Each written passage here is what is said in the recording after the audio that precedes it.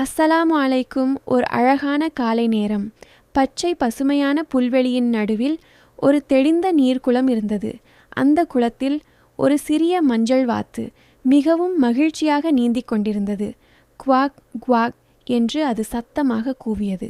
தண்ணீரை சிதறடித்து விளையாடி மிகவும் சந்தோஷமாக இருந்தது.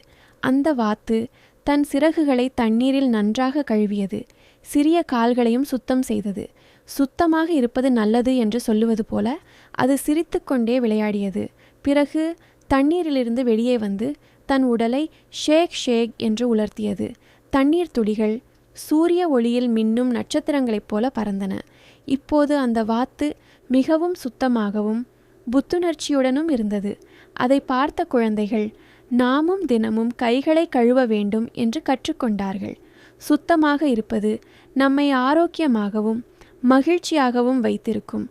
இந்த அழகான வாத்து நமக்கு ஒரு நல்ல பழக்கத்தை கற்றுக் கொடுத்தது. சுபஹான் அல்லாஹ்.